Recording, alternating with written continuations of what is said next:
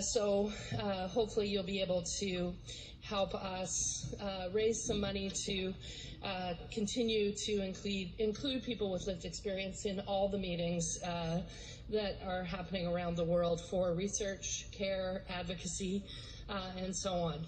So as Sara said, we have this fantastic new experience that we've added to this meeting. We've been trying to add more experiential items to our meetings over the last couple of years, and this year we've created a day in the life experience suite.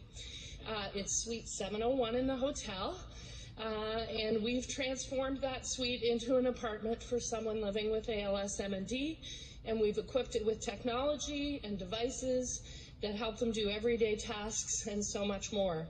It's your chance to get hands-on with the devices and the tools that people use, and to see what else is out there in the ALS MND community.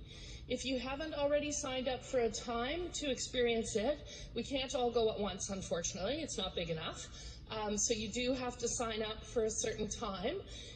There's a QR code at the registration desk. Just scan that QR code and pick a time that you want to go up and see the suite.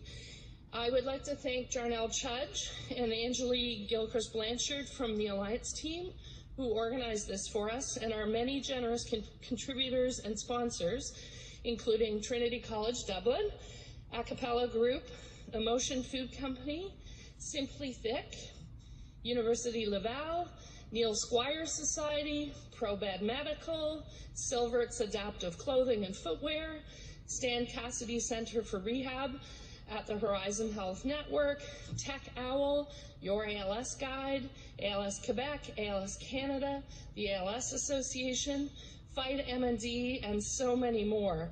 And one of our sponsors of the Day in the Life Suite is the ALS Hope Foundation, so I'm going to ask Sara to say a few words. Thank you, Cathy.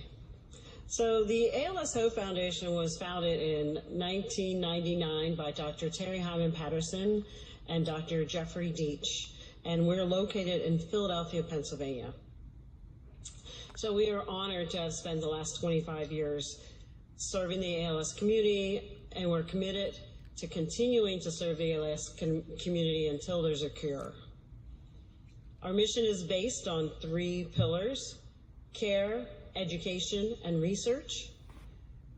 We provide this care at the multidisciplinary clinic, the MDA ALS Center of Hope in Philadelphia at Temple University. And I do have to give a shout out to the members of my team who came today as well. Yay, way in the back corner. I guess they didn't want to sit up front. I would have put them to work.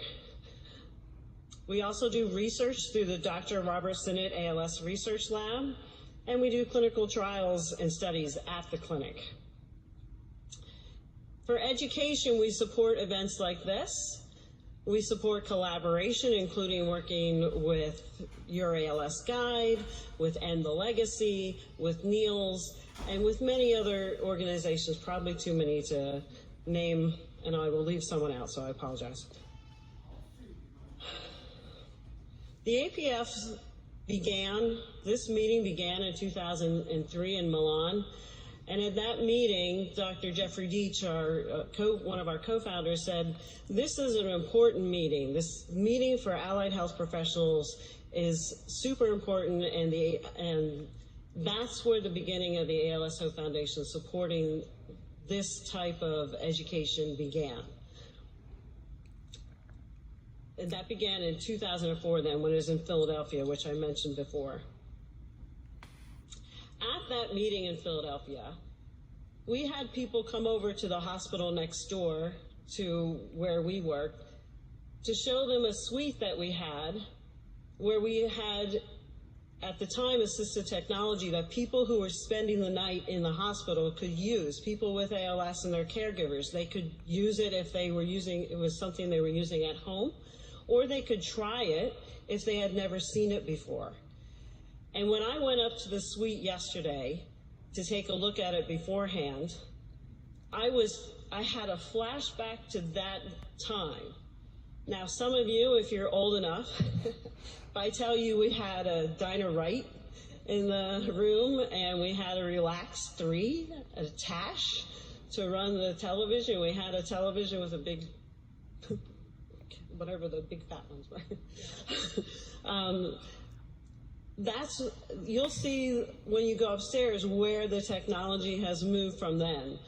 But it was really just a great connection for me personally to see what's being shown today and to think back to that time in 2004. And I think, to talk to my team and to everyone here just personally, Jeffrey Deitch lost his battle with brain cancer in 2013. I think he would be, I practice this too. He would be very proud of what the APF is today, where it's over 2 days and we had the master classes ahead of time, and he would be very proud to be supporting the Day in the Life Suite.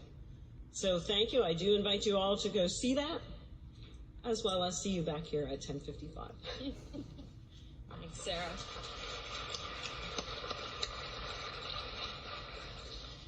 Sarah brought up a memory for me when she was talking, because my mom lived with ALS from 2000 to 2005, and my dad was a very DIY kind of guy, and he was a little bit hard of hearing. My mom was 68-ish, 69-ish, and my dad was 73 and super hard of hearing, and she didn't want him hanging around all the time in their condo. So he rigged up a wireless doorbell for her to wear on a lanyard around her neck so she could summons him when she wanted him and get rid of him when she didn't want him there. And it was perfect. And so to me, that's the spirit of the suite. We have both DIY stuff and things that allied health professionals would recommend as well. We reached out to our Pals and Cows Advisory Council to ask them, what's the most important thing for you that you use in your everyday life? And we got some fantastic ideas, from those head massagers that are like spiders on your head, to massage boots, and just the whole gamut is there, including we have in the suite bubbles.